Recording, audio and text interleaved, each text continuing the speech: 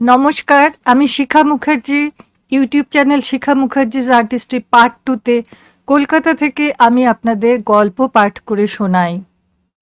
মোট 12টা দেশের যে সমস্ত শ্রোতা আমার চ্যানেলের গল্প শোনেন তাদের সকলকে আমার চ্যানেলে সাদর আমন্ত্রণ জানাচ্ছি।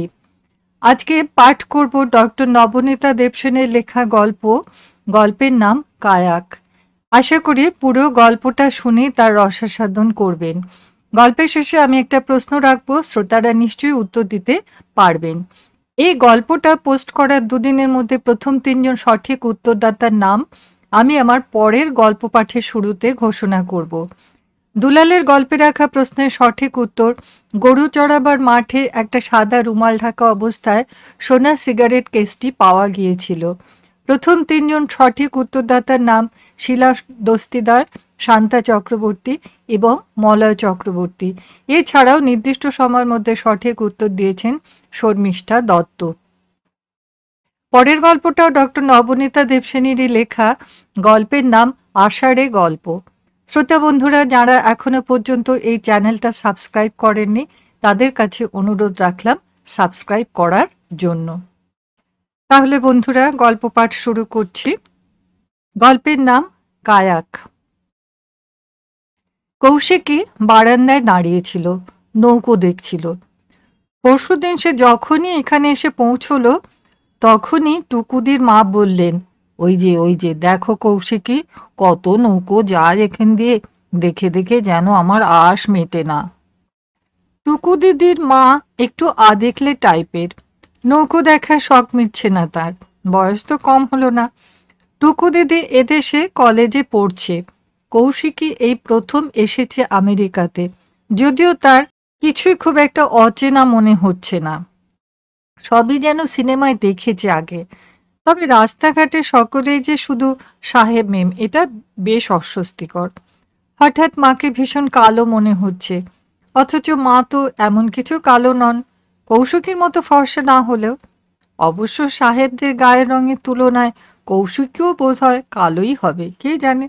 নিজে তো নিজেকে দেখতে পাচ্ছি না সে রাস্তাঘাটে। দেশ বটে একটা, পথের লোকজন শুধু ফুটপাত দিয়ে হাঁটে, ঠিক মতো দাগ দেওয়া জায়গা দিয়েই রাস্তা পার হয়। এমনকি কুকুরগুলো পর্যন্ত আলোর সংকেত জানে বলেই মনে হচ্ছে। কাল একটা কুকুর রাস্তার আলোয় দাঁড়িয়েছিল। এখানে মানুষদের জন্য ট্রাফিক লাইট আছে, লাল রঙের আলোয় লেখা থাকে ডোন্ট ওয়াক, তারপর সাদা রঙে ফের আলোর লেখা জ্বলে ওঠে ওয়াক। কুকুরটার সঙ্গে একজন অন্ধ মানুষ ছিলেন, সাদা ছড়ি হাতে আর কালো চশমা চোখে। কুকুরই তাকে দিব্যি রাস্তায় ক্রস করিয়ে নিয়ে গেল। নৌকোর চেয়ে কৌশিকীর ওটা বেশি ভালো লেগেছে। এমন সময় টুকু দিদির মা বললেন, কৌশিকী ওই দেখো রোয়িং করছে। কৌশিকী ফিরে তাকিয়ে মাথা নেড়ে তাকে জবাব দিল, ওটা রোবট নয়, ওটা কায়াক। তিনি চোখ গোল গোল করে বললেন, কায়াক? কায়াক আবার কি? সে তো এস্কিমোদের থাকে শুনেছি। কৌশিকী গম্ভীর মুখে জ্ঞান দিতে লাগলো, কায়াকে কেবল একজনই যাত্রী থাকে, ব্যাস। ক্যানোতে একাধিক থাকতে পারে, কিন্তু 4 জনের বেশি নয়। রোবটে 6 জন 8 জন মিলে রোয়িং করে। কৌশিকী যা যা বলল সেগুলো কিন্তু সব ঠিকঠাক কিনা তা সে জানে না, কিন্তু তার মনে মনে এরকম একটা ধারণা বদ্ধমূল, সেইটাই সে টুকু দিদির মাকে জানায়। টুকু দিদির মা যদিও প্রফেসরই করেন তারই মায়ের মতো, তবে এইসব খবর জানতেন বলে মনে হলো না। বড় বড় চোখ করে বললেন, সত্যি তোরা আজকাল কত কি জানিস রে, আমরা তো এই বয়সে এর অর্ধেকও জানতুম না। কৌশিকী মনে মনে বলে, এই বয়সেও জানো না, কিন্তু মুখে কিছু না বলে শুধু হাসে। মা কোথায় গেলেন? চা করতে নিশ্চয়ই।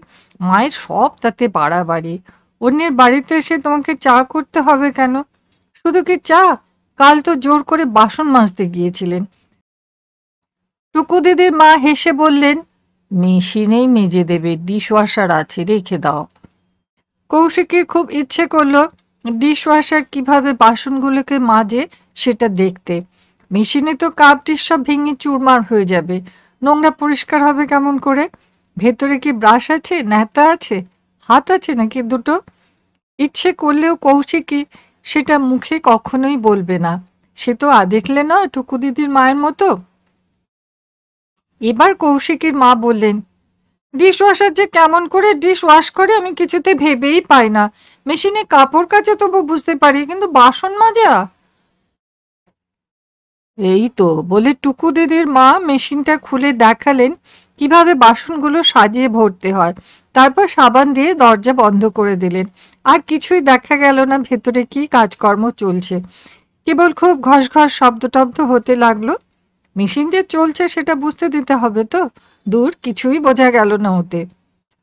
তবে ওরই মধ্যে কৌশিকী দেখতে পেল প্রথমে প্রত্যেকটা জিনিস থেকে ভালো করে সব এঁটো খাবার দাবার ধুয়ে ফেলা হলো গরম জল দিয়ে। তবে আর সাবান দিয়ে মেজে নিতেই বা কষ্টটা কি ছিল? জল আর এঁটো বাসন তো ঘাটতেই হচ্ছে। এ মেশিনের মানে কি? কৌশিকী বেড়াতে এসছে। এখান থেকে ওরা 1 সপ্তাহ পরেই কানাডাতে চলে যাবে। সেখানেই থাকবে কৌশিকীরা। বাবা 2 বছর আগে কানাডায় চলে এসেছেন। মা এতদিনে দেশের সব ব্যবস্থা করে এলেন। ঠাকুমাকে ভালো দেখে একটা বৃদ্ধাশ্রমে রেখে আসতে হলো তো। বাড়িটা তো বিক্রি করে দিয়ে এসেছে কৌশিকীরা। ঠাকুরমাকে এদেশে এই বয়সে আনা সুবিধের হবে না। তার পুজো আচ্চা আছে, ছোঁয়া ন্যাপা আছে। মা বলেন ছোঁয়া ন্যাপা মানে আর কি ওই সূচিবাই। এখানে লোকে গরু খায়, শুয়োর খায়। আহা, দেশে যেন খায় না। হ্যাঁ, খায়নি কৌশিকী। আর কাবাব রোল, কিন্তু ঠাকুমা জানেন না। চা হাতে সকলে বারান্দায় এসে বসলো। টুকু দিদির মা গরম গরম চপ ভেজেছেন, টুনা ফিশের চপ। ঠিক দেশের মাছের চপের মতোই মনে হচ্ছে, তবে একটু আঁশটে গন্ধ। আর ডালমুটো বানিয়েছেন এখানকারই নানা রকম মিশেল। মুড়ির মতো ব্রেকফাস্ট সিরিয়াল, আর কুচু কুচু নোনতা বিস্কুট, আর চিনেবাদাম, কাজু বাদাম, কিশমিশ, নুন, হলুদ, লঙ্কা, সর্ষে ফোড়ন দিয়ে কি সুন্দর ডালমুট তৈরি হয়ে গেল। মা ভালো দার্জিলিং চা এনেছেন দেশ থেকে, তাই দিয়ে খাওয়া হবে। কৌশিকী চা খেতে ভালোবাসে না, যদিও বারণ নেই। 13 বছর বয়স তো কম নয়। চা খায় তার বন্ধুরা অনেকেই। কৌশিকীর জন্য চকোলেট মিশিয়ে ঠান্ডা দুধ, আহ কি সুন্দর খেতে, মিল্কশেকের মতো অনেকটা। ডালমুটটা খেতে গিয়ে কৌশিকীর ঠাকুমার জন্য একটু মন কেমন করলো। ছোঁয়া ন্যাপা যতই থাক, ঠাকুমা এখনো ডালমুট দিয়ে চা খেতে ভালোবাসেন। শক্ত ডাল খেতে পারেন না বলে তার জন্য মা ঝুরি ভাজা কিনে আনেন। ডালমুটের বদলে সেটা খাওয়া সহজ। নামকরা দোকান থেকে আনলে ঠাকুমা খান। বৃদ্ধাশ্রমে ঠাকুমার জন্য কে এনে দেবে ঝুরি ভাজা? বারান্দাটা সত্যি ভারী চমৎকার। মা বললেন, বিশ্বাস হয় না, ঘরে বসে এইসব দৃশ্য দেখছি। নদীতে নৌকো ভেসে যাচ্ছে, লোকজন নদীর ধারে বেড়াচ্ছে। আশ্চর্য বাবা, কৌশিকী মনে মনে বলে।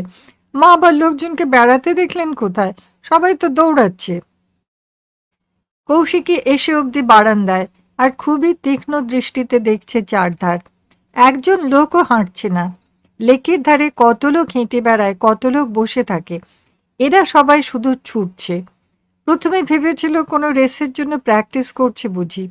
তারপর দেখছে দৌড়বীরদের সীমা সংখ্যা নেই। তখন জিজ্ঞেস করতেই হলো ওই টুকু দিদির মাকে, আবার কাকে। উনি বললেন, ওরা সব জগিং করছে, এখানে সকলে ভীষণ স্বাস্থ্য নিয়ে উদ্বিগ্ন। শরীর শরীর করে ব্যতিব্যস্ত। সে 16 বছরের ছেলে মেয়ে যেমন, 76 বছরের বুড়ো বুড়িও তেমনই। আবার বুড়ো বুড়ি কিন্তু বলা চলবে না। কানাখোড়াকে যেমন কানাখোড়া বলা চলবে না, জানো তো। খবরদার যেন এখানে কালা বোবাদের প্রসঙ্গে ডেফ, মিউট এসব বলে ফেলবে না। সে সমস্ত ভাষা এখন একেবারে অচল হয়ে গেছে। পলিটিক্যালি ইনকারেক্ট, বুঝেছ? বুড়ো বুড়িকে বলবে সিনিয়র সিটিজেন। বোবাকে বোবা বলবে না, বলবে স্পিচ ইম্পেয়ার্ড। কালাকে বলবে হিয়ারিং ইম্পেয়ার্ড। আর অন্ধকে ব্লাইন্ড বলা বারণ। তবে ব্লাইন্ড স্কুলকে কি বলে এরা? কৌশিকীর ভীষণ অবাক লেগেছিল। কি আশ্চর্য দেশ রে বাবা!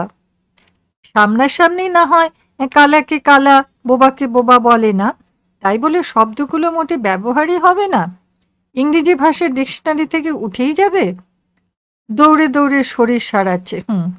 এত সুন্দর নদীটা একজন লোকও দাঁড়িয়ে দৃশ্য দেখছে না। সবাই বিশুদ্ধ বায়ুতে ব্যায়াম করছে কেবল। সত্যি কত রকমের দৌড়! বেশিরভাগই ছুটছে নিজের পায়ে, কেউ আবার পায়ে চাকা বেঁধেছে, কেউ একটা কাঠের তক্তার ওপর দুপায়ে দাঁড়িয়ে ছুটছে, তাতে 4টে চাকা আছে। তাতে চড়েই দিব্যি হুস হুস করে রাস্তা পার হচ্ছে। দেখে ভয় করছে কৌশিকী, যদি পড়ে যায়। আর একদল দুপায়ে সরু সরু দুটো জিনিসে 4টে করে চাকা বেঁধে ব্যালেন্স করে ছুটছে। তার নাম রোলার ব্লেড। এগুলো শাঁ শাঁ করে বেরিয়ে যাচ্ছে। স্পিড কি! দেশে রোলার স্কেট দেখেছে কৌশিকী, পায়ে বাঁধার চাকাওয়ালা ছোট্ট ছোট্ট গাড়ির মতো। এটা অন্য জিনিস। পাশাপাশি 4টে চাকা এক সারিতে। আগের দিনে ডাকাতরা রনপা বেঁধে ডাকাতি করতে যেত, এরা তো দিব্যি বেশ রোলার ব্লেড বেঁধে ছিনতাই করতে পারে। সন্ধেবেলা নদীর ধারটা বেশ শুনশান হয়ে আসে। আর সন্ধে, বাবা, এদেশে সন্ধে হতেই চায় না। সূর্য ডুবতে ডুবতে 7টা বেজে যায়, আর আলো কমতে কমতে 9টা 10টা। রাত 10টায় মনে হবে বুঝি সন্ধে 6টা বাজে। অতএব সন্ধে বলে কৌশিকীর কাল যেটা মনে হয়েছিল, সেটা তার মানে বেশ গভীর রাত্রিই হবে আসলে। তাই শুনশান। ও একটু তো সময় লাগবেই ব্যাপার স্যাপার বুঝতে। নতুন জায়গা, নতুন দেশ। কানাডাতে গিয়ে স্কুলে ভর্তি হবে কৌশিকী। এখানে নাকি স্কুলে ভর্তি হওয়ায় দেশের মতো ভজকট নেই। দেশে তো কোথাও অ্যাডমিশন পাওয়া মানে হাতে স্বর্গ পাওয়ার মতো। এই হাতে স্বর্গ পাওয়া কথাটা কি বাজে না? কোনো মানে হয় না। স্বর্গ কি 100-100? আর স্বর্গে যাওয়াটাও কিছু কাজের কথা নয়। কেউ সেধে স্বর্গে যেতে চায় কি? ওটা মোটেও একটা বেড়াতে যাওয়ার মতো জায়গা নয়। বাংলার বড্ড স্বর্গ স্বর্গ বলার বাতিক আছে, যেন ওটাই সবচেয়ে ভালো জিনিস। অথচ কেউই তো যেচে তাদের প্রিয়জনদের স্বর্গে পাঠাতে চায় না। এই স্বর্গ টর্গ নিয়ে ভাবতে গিয়ে ঠাকুমার মুখটা মনে পড়ল। দাদুভাই স্বর্গে যাওয়ার পর থেকে ঠাকুমার এইসব পুজো আচ্চা আর ছোঁয়া ন্যাপা বেড়েছে। আর করবেনটাই বা কি? দাদুভাইকে দেখাশোনা করা ছাড়া তার কি কোনো কাজ ছিল? কৌশিকীর মা বাবা ব্যস্ত মানুষ, কিন্তু বিন্দুদি সবই করতে পারে। দুবেলা ভারতী এসে বাসন মেজে কাপড় কেচে মেজে পরিষ্কার করে দিয়ে যায়। বিন্দুদি রান্না করে, খেতে দেয়, ঘরদোর গুছিয়ে রাখে, কাপড় জামা গুছিয়ে রাখে, ইস্ত্রি করিয়ে আনে। কৌশিকী টিফিন তৈরি করে দেয়, মাকেও খুব যত্ন করে। বিন্দুদি এখন অন্যদের বাড়িতে কাজ করতে চলে গেছে। কৌশিকীদের আর বাড়িই নেই তো বিন্দুদি। ঠাকুমাকে বৃদ্ধাশ্রমে রাখতে কৌশিকীও গিয়েছিল। আরও অনেক বৃদ্ধা আছেন সেখানে, আলাপ হলো। অনেকেরই ছেলেমেয়েরা আমেরিকায়, কানাডায়। তারা নিয়মিত টাকা কড়ি পাঠান যাতে মায়ের কোনো অসুবিধা না হয়। কেউ কেউ মাঝে মাঝে আবার বেড়াতেও নিয়ে যান মাকে 2-4 মাসের জন্য। কৌশিকীর মায়েরও ইচ্ছা আছে কানাডাতে প্রথম গুছিয়ে বসে নিয়ে তারপর ঠাকুমাকেও নিয়ে আসবেন যদি সম্ভব হয়। মাও তো আগে এদেশে আসেননি, নিজে দেখে শুনে ব্যাপারটা বুঝে তারপর। ঠাকুমা থাকতে পারবেন কিনা সেটা তো বুঝতে হবে। বাবা তো কিছুই বোঝেন না, কেবলই বলছেন মার পক্ষে এদেশে বাস করা অসম্ভব। কৌশিকীর মায়ের কিন্তু অন্য ধারণা। তার ধারণা এখানে এসে পড়লে ঠাকুমার মতিগতি পাল্টে যাবে। ওই যে দাদু ভাইয়ের জন্য মনে মনে কাঁদেন, সেটা অনেকটা কমবে। কৌশিকীর মা ঠাকুমাকে বৃদ্ধাশ্রমে রাখতে চাননি। বাবা জোর করে বললেন ওটাই সর্বশ্রেষ্ঠ বন্দোবস্ত। ডাক্তার, নার্স সব হাতের কাছে, অসুখ বিসুখ করলে দেখার লোক আছে, নিজস্ব আলাদা ঘর, অ্যাটাচড বাথরুম, যত খুশি পুজো আচ্চা করো। একটা ছোট কিচেনের মতো আছে, কিন্তু খাবার দাবার ওরাই সাপ্লাই করবে। ডাইনিং রুমে গিয়েও খেতে পারো অন্য সবার সঙ্গে মিলেমিশে, আবার একলা ঘরেও খাবার নিতে পারো। ব্যবস্থা খুব ভালো। কৌশিকীর তবু কেমন ধারণা হয়েছে ওখানে কেউই তত আনন্দে নেই। বাড়ি বিক্রির থেকে কত টাকা যেন জমা দিতে হয়েছে বৃদ্ধাশ্রমে ঠাকুমার জন্য। অবশ্য বাড়িটাও তো ঠাকুমারই ছিল, ঠাকুমার সই না হলে বিক্রি হতো না। বাবা গিয়ে তো সেই সব ব্যবস্থা করেই ওদের নিয়ে এলেন। রোজ এইরকম সময় যখন সূর্যি ডোবে, ঠাকুমা তখন আবার গিয়ে পুজোর ঘরে ঢোকেন সন্ধ্যা আহ্নিক করতে। দিনে 3বার করে পুজোর ঘরে ঢুকে ঘন্টার পর ঘন্টা কি যে করেন ঠাকুমা। অথচ অন্য সময় খুব হাসি খুশি। কৌশিকী চলে আসছে বলে যতই মন খারাপ হোক, একবারও মুখের হাসি মিলিয়ে যায়নি ঠাকুমার, একবারও কেঁদে ফেলেননি। টুকু দিদির মায়ের কাছে গল্প করছিলেন কৌশিকীর মা। আমার শাশুড়ি খুব শক্ত মানুষ, ভাঙবেন তবু মচকাবেন না। একমাত্র সন্তান, একমাত্র নাতনি, সবাই দূরে চলে যাচ্ছে, এক ফোঁটা চোখের জল ফেললেন না। টুকু দিদির মা শুনে বললেন, সত্যি খুবই আত্মসংযম আছে বলতে হবে। কেননা কষ্ট হচ্ছে না তা তো হতে পারে না। কৌশিকীও জানে সেটা। ঠাকুমার মুখের ভাষাই হচ্ছে, আমরা মেয়ে বুঝলি, আমাদের বুক ফাটে তো মুখ ফোটে না। খবরদার অত খলবল করে কথা বলবি না, সবাই তোর মনের কথা জেনে গেলে তোরই ক্ষতি। কৌশিকী তবুও বেশি কথা বলে ফেলে। ঠাকুমাও খুব কম কথা বলেন বলে তো মনে হয় না, তবে হয়তো মনের কথাগুলো বলেন না। যেমনই চলে আসার ব্যাপারে বিন্দুদিকে নিয়ে একা একাই বাড়িতে থাকতে চেয়েছিলেন ঠাকুমা। বাবা রাজি হলেন না, ওটা সেফটির প্রশ্ন। একা বাড়িতে বুড়ো মানুষ, দুজন মেয়ে কিভাবে থাকবেন? আজ না হয় শরীর ভালো আছে, কাল কাল যদি শরীর খারাপ হয়ে যায়? বিন্দুদির ওপর তো ভার দেওয়া যায় না। ঠাকুমার দাদারা তো আরো বুড়ো, কে দেখবে তাকে? সেই জন্যই। খুশি, কি ভাবছিস? ঠান্ডা দুধ তো গরম হয়ে গেল। মায়ের তাড়ায় সম্বিত ফিরল কৌশিকীর, চোঁ চোঁ করে খেয়ে ফেলল চকোলেট মিল্কের গেলাস। ঠাকুমাও খুব চকোলেট খেতে ভালোবাসতেন। তারপর কে যেন বলল ঠাট্টা করে, চকোলেটে নাকি ডিম থাকে। ব্যাস, সেই থেকে বন্ধ। মা কত করে বললেন, ওতে থাকে না ডিম। কে শোনে কার কথা? কি দেখছো কৌশিকী, গাছগুলোর কিরকম পাতার রং পাল্টাচ্ছে তাই দেখছো বুঝি? সত্যি আশ্চর্য লাগে, ঠিক যেন ফুল ফুটেছে, লাল সোনালি কত রকম রঙের পাতা না? টুকু দিদির মায়ের কথা শুনে কৌশিকী নজর করলো। সত্যিই তো, সামনের গাছগুলোর সব পাতার রং হলুদ লাল, মাত্র কয়েকটা সবুজ রঙের পাতা আছে, আর মাটি ভর্তি ঝরা পাতা স্তূপ। এতক্ষণ লক্ষ্যই করেনি। 3 দিন হয়ে গেল এসেছে। প্রথম দিনটা তো ঘুমঘুমই হয়েছিল। এই দুদিনও ঠিক ফিটফাট হয়নি শরীর। রাত্রিরে ঘুম হচ্ছে না, আর দিনের বেলায় চোখ জড়িয়ে আসছে। টুকু দিদির মা বললেন, জেট ল্যাগ অমন সবার হয়, সময়ের অনেকটা তফাৎ হয়ে গেছে কিনা। দেশে যখন দিনের বেলা, এখানে তখন রাত্রি, তাই ঠিক সময় ঘুম পায় না। ও ঠিক অভ্যেস হয়ে যাবে, প্রথম প্রথম এমনই লাগবে। ঠাকুমা খুব ভোরে ওঠেন বলে কি অনেক সময় যখন তখন একটু ঘুমিয়ে পড়েন? ওরও ওটা কি একটা জেট ল্যাগ? বুড়ো হলে কি সকলেরই ওরকম হয়? কৌশিকীরও হবে? বুড়ো হলে হঠাৎ কৌশিকীর মনে হয়, ঠাকুমারও তো 13 বছর বয়স ছিল, তখন কি বৃদ্ধাশ্রম বলে কিছু ছিল? আর যখন কৌশিকী বুড়ো হবে? নদীতে নৌকোরা দ্রুত বেগে জল কেটে চলে যাচ্ছে, পেছনে জলের ওপর জাপানি পাখার মতো রেখা ছড়িয়ে পড়ছে।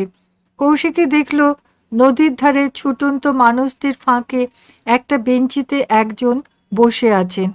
পেছন থেকে কেবল থোপা থোপা এক মাথা সাদা চুল দেখা যাচ্ছে, পরনে কোট। যারা ছুটছে তাদের সকলেরই পরনে গেঞ্জি, হাফ প্যান্ট, পায়ে মোটা রানিং শু, মোজা। এর মুখটা দেখা যাচ্ছে না, কিন্তু আশেপাশে পাখিরা উড়ে এসে বসছে। উনি মুঠো করে পকেট থেকে কি যেন নিয়ে ছড়িয়ে দিচ্ছেন। পাখিরা খুঁটে খুঁটে খাচ্ছে। তার পাশেই একটা মোটা সাদা ঝুমড়ো ঝুমড়ো লোমে ঢাকা কুকুরও বসে আছে, একেবারে বেঞ্চির উপরে ওঠে। কি গম্ভীর! পাখিদের কিচ্ছু বলছে না। পাখিরাও কই কুকুরটাকে ভয় পাচ্ছে না তো। ইনি একজন বুড়ো মানুষ। ইনি বেড়াতেই বেরিয়েছেন, ব্যায়াম করতে নয়, ছুটতে নয়। তাহলে এদেশে এখনো কিছু কিছু লোক বেড়াতে বের হয়, কেউ কেউ পাখিদের কথা ভাবে। ঠাকুমা দুপুরে রোজ খাবার পরে ছাতে গিয়ে কাকেদের এক মুঠো ভাত দিতেন। কত কাক আসতো তখন ছাতে। সেই কাকগুলো এখন কি করে?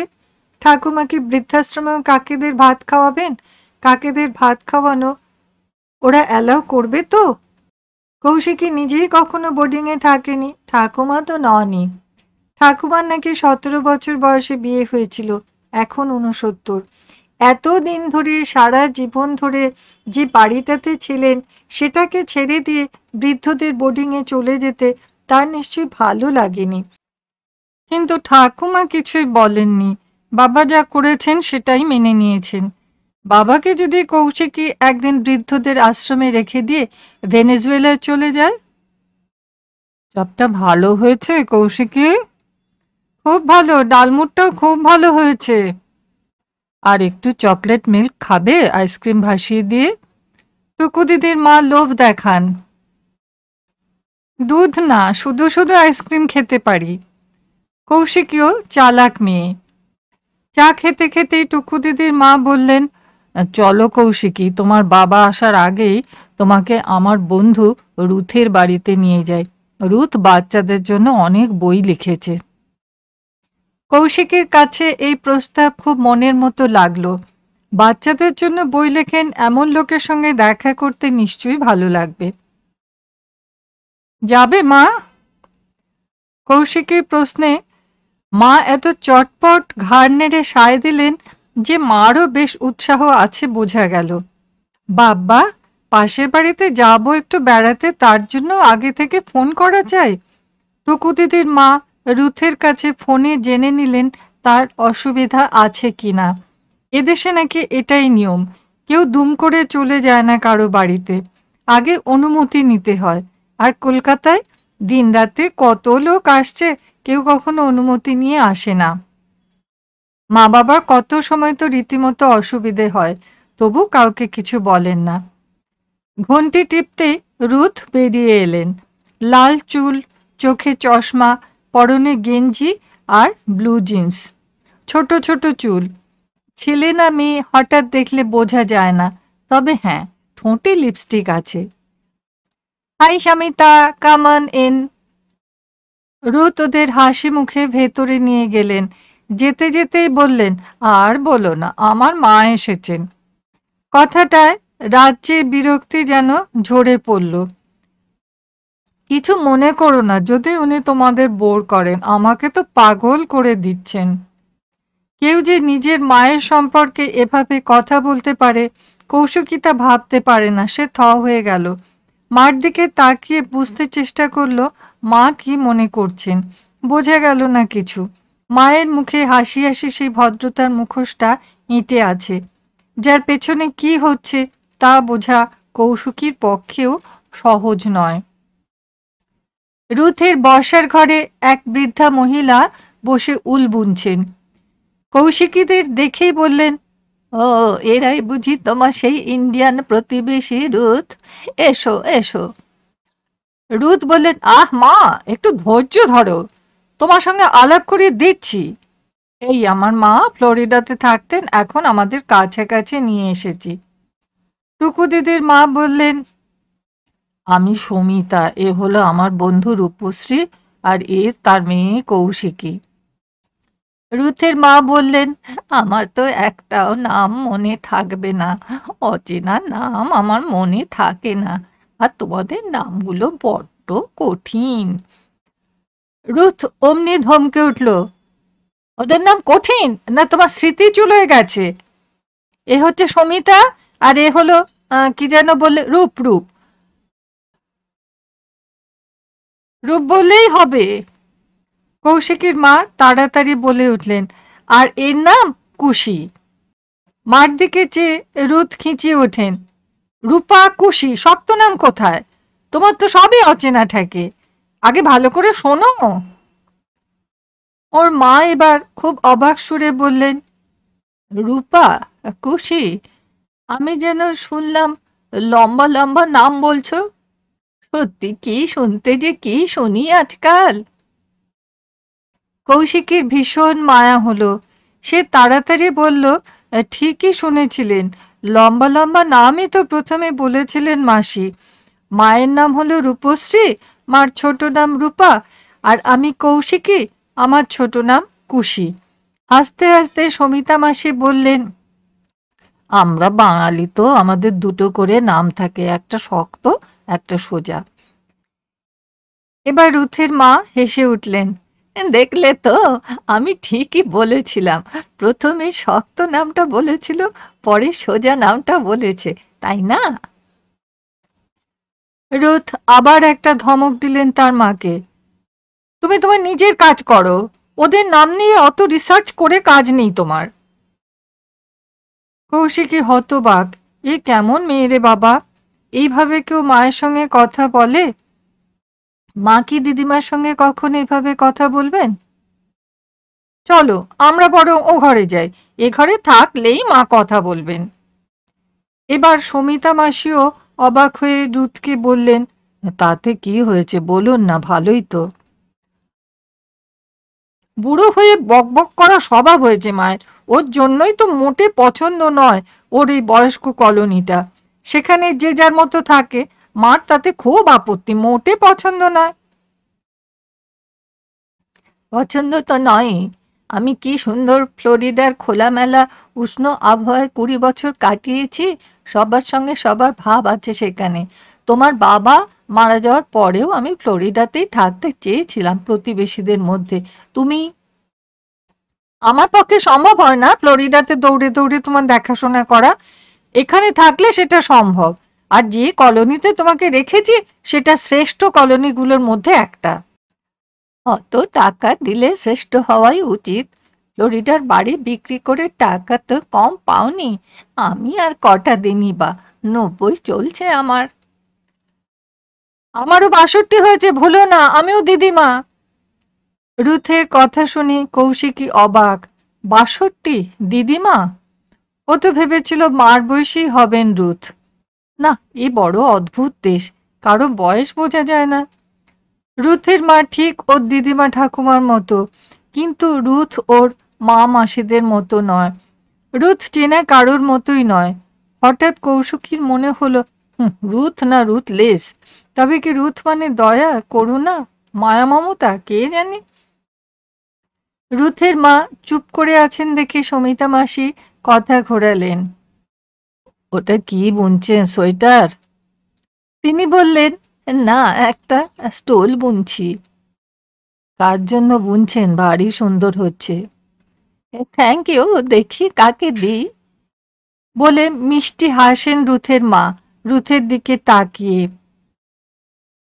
সম্ভবত তার আহ্লাদিন আপনির জন্য, রুথ বলেন প্রায় মুখ ভেঙচে। আবার কাকে দেব তোমার মেয়েকে ছাড়া? সত্যি রুথের মেয়েটা আমাকে খুব ভালোবাসে, ছবি পাঠায় কত। জন্মে তো দেখা করতে যায় না একদিনও। এই তো গিয়েছিল হলিডে হোমে। এ কেপ কডে বেড়াতে যাওয়ার জন্য যাওয়া, তোমাকে দেখার জন্য গিয়েছিল ভেবো না। এবার রুথের মা চুপ করে থাকেন, দুঃখিত দেখায় তাকে। এই কি রকম কথাবার্তা! কৌশিকী অবাক হয়ে ভাবে, কেবল বুড়ো মাকে কষ্ট দিয়ে কথা বলছে, ব্যাপার কি? ওরই মেয়েকে যদি উনি ভালোবাসেন, তাতে তো রুথেরও খুশি হওয়াই উচিত। হিংসে হিংসে শোনাচ্ছে কেন কথাগুলো? আবার মায়ের মুখের দিকে তাকালো কৌশিকী। মা মাটির দিকে তাকিয়ে আছেন। এই নিষ্ঠুর মহিলা বাচ্চাদের জন্য লেখেন? বুড়োদের যে কষ্ট দেয়, বাচ্চাদের সে ভালোবাসবে কেমন করে? নিজের মাকে, নিজের মেয়েকে যে ভালোবাসে না, অন্যের ছেলে মেয়েকে সে আনন্দ দেবে? আর এই দেশেই থাকবে কৌশিকী আর তার মা বাবা? সামনে একটা ছবির অ্যালবাম ছিল। অন্য কথা ভাবতে ভাবতে কৌশিকী কখন সেটা হাতে তুলে নিয়েছে। রুথের মা বললেন, এটা আমাকে আমার নাতনি দিয়েছে, দেখো দেখো। ওর নিজের সব ছবি, ওর কলেজের ছবি, ক্যাম্পিংয়ের ছবি, বয়ফ্রেন্ডের ছবি। আমি ফ্লোরিডায় থাকতাম তো, তাই আমাকে সব সময় ও ছবি পাঠাতো, সব খবর জানাতো, প্রতি সপ্তাহে টেলিফোন করতো, এখনো করে। তার গলার স্বরই পাল্টে গেছে। কৌশিকী চোখ তুলে দেখল নাতনির কথা বলতে গিয়ে তার মুখ জলজল করছে আনন্দে। হ্যাঁ, কৌশিকী ঠিক বুঝতে পেরেছে, রুথ যাই বলুন। কি সুন্দর অ্যালবাম! ওর জীবনের সব খবর আছে এতে, আমার জন্য তৈরি। এই ওর হাই স্কুল গ্র্যাজুয়েশনের ছবি, আর একটা এটা কলেজের। তোমাকে আরও একটা জিনিস দেখাই, ফিসফিস করে উনি বললেন। তারপরে ওপাশের টেবিলের ড্রয়ার থেকে একটা লাল খাতা বের করে দেখালেন। আর এইটি দিয়েছে।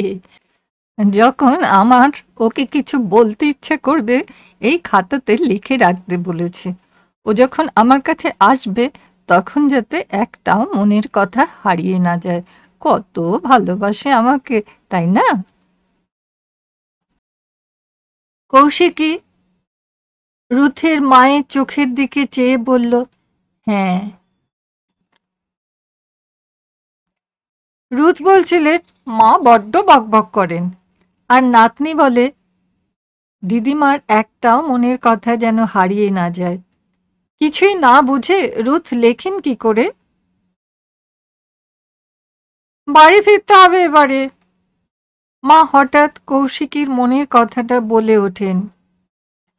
সে কি, একটু শরবত খেয়ে যাও। কিন্তু ওরা ফেরত রওনা হয়। বাবা মেসোমশাই এতক্ষণে ফিরেছেন। ফিরতে ফিরতে কৌশিকী বলে ফেলে, এই রুথ তোমার বন্ধু? নিজের মায়ের সঙ্গে কথা বলতে জানেন না, মাকেও ভালোবাসেন না, মেয়েকেও ভালোবাসেন না, কি করে লেখেন উনি ছোটদের জন্য? কি অদ্ভুত ব্যবহার। আস্তে গলায় সুমিতাদি বলেন, এটা তেমন খারাপ ব্যবহার হলো কোথায়? রুথ তো অনেকের চেয়ে ভালো। সামারে মাকে কেপ কডের হলিডে হোমে রেখেছিল। শীত আসছে বলে খুব তোড়জোড় করে গরম জামা টামা গুছিয়ে দিচ্ছে। ওর মায়ের অবশ্য ধারণা এই শীতের দেশে এসে উনি আর বাঁচবেন না। লোকেরা বুড়ো হয়ে ফ্লোরিডায় গিয়ে রিটায়ার্ড জীবন যাপন করে।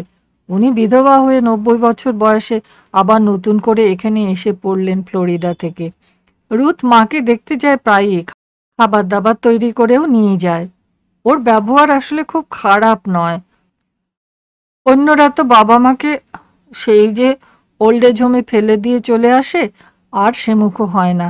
মাঝে মাঝে কার্ড পাঠায়, ফুল পাঠায় জন্মদিনে, ক্রিসমাসে চকলেট, আর মাদার্স ডে ফাদার্স ডেতে গ্রিটিংস কার্ড। এই তো। গ্রীষ্মে হলিডে হোমে নিয়ে যাওয়ার বন্দোবস্ত করা মানেই সেই বুড়ো বুড়িকে খুব যত্ন আত্তি করা হচ্ছে, বুঝলে? এ বড় কঠিন জায়গা, এদের হিসেবগুলোই অন্যরকম। হঠাৎ কৌশিকের মনে হলো, এমন কি আর অন্য রকমের? ঠাকুমা এখন বৃদ্ধাশ্রমে, এমন কিছু আলাদা নয় তো? বাবা মা আর কতবারই বা কানাডা থেকে দেখতে যাবেন ঠাকুমাকে? ওই তো চিঠিই লিখবেন, ফুল নয়, চকোলেট নয়, শুধু চিঠি, পিকচার পোস্টকার্ড। একদিন তার ঠাকুমাও বলবেন অচেনা লোকেদের ডেকে, আমার নাতনি সত্যিই আমাকে খুব ভালোবাসে, দেখো কত ছবি পাঠিয়েছে। গলার মধ্যে দলা পাকিয়ে উঠল কৌশিকীর। ইচ্ছে করল এক ছুটে দেশে ফিরে যায়। কৌশিকী থাকবে না। যেই বড় হয়ে যাবে, একা একা বাঁচতে পারার মতো বড়, তক্ষুনি দেশে ফিরে যাবে কৌশিকী। ঠাকুমাকে নিয়ে নিজে নিজে একটা বাড়িতে থাকবে। সামনে তাকিয়ে কৌশিকী দেখল নৌকো যাচ্ছে। এটা একটা স্টিমার। তার আলোর শাড়ির ছায়া পড়েছে নদীর কাঁপা জলে। কৌশিকীর মনে হলো, এই যে তারা এখন টুকু দিদিদের বাড়িতে এসে আছে, এটা একটা স্টিমার। কলকাতায় ওরা যে বাড়িতে থাকতো সেটা ছিল একটা রো বোট। সেখানে দাদুভাই, ঠাকুমা, বাবা, মা, কৌশিকী, বিন্দুদি, 6 জন। তারপর এখন এখন কৌশিকী, মা, বাবা, কানাডাতে 3 জন থাকবে, একটা ক্যানো। আর ঠাকুমা একলা, একটা কায়াক। কৌশিকের চোখে ভেসে উঠল খুব দ্রুতগতি একটা পাহাড়ি নদী, পাথুরে নদী, যেরকম দেখেছে ও সিনেমায় অনেকবার। খুব জোরে জোরে তাতে 2 হাতে দাঁড় বেয়ে কায়াক চালিয়ে একা একা ঠাকুমা স্রোত বেয়ে চলে যাচ্ছেন দূরে। বন্ধুরা, গল্পটা এখানেই শেষ হলো। এই গল্প যদি আপনাদের ভালো লাগে তাহলে অতি অবশ্যই লাইক করবেন এবং শেয়ার করবেন বন্ধুদের সাথে। আজকের গল্পের প্রশ্ন, রুথের মা কোথায় থাকতেন আগে? আশা করি বন্ধুরা সকলে ভালো আছেন এবং সুস্থ আছেন। অনেক ধন্যবাদ।